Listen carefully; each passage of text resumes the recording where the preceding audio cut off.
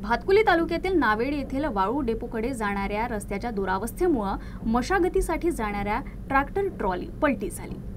भातकुली तालुक्यातील नावेड येथील वाळू डेपोकडे जाणाऱ्या रस्त्याच्या दुरावस्थेमुळे मशागतीसाठी जाणाऱ्या ट्रॅक्टर ट्रॉली पलटी झाल्याची घटना सकाळी 8 वाजताच्या सुमारास उघडकीस आली।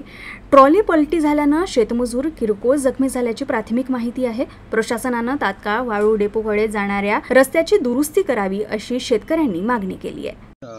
आम्ही चाललो होतो फवारायला शेतीमध्ये आणि शेतात जाताच ह्या रस्त्यात आमचे सिंटेक्स होत्या टालीमध्ये आणि रस्त्याची दूरता तुम्ही पाहूनच राहिले।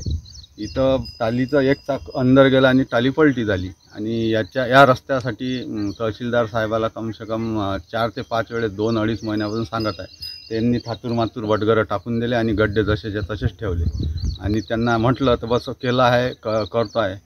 आणि त्याच्यानंतर माझ्यासोबत मजूर होते, त्या मजुराला पण मार आहे, त्याचा हात फ्रॅक्चर झाला आहे आणि माझं शेतीचं जे अवजार सामान आहे, सिंटॅक्स आहे, पंप आहे, याचं पण नुकसान झालं आणि माझ्या ट्रॅक्टरचं पण नुकसान झालं आहे।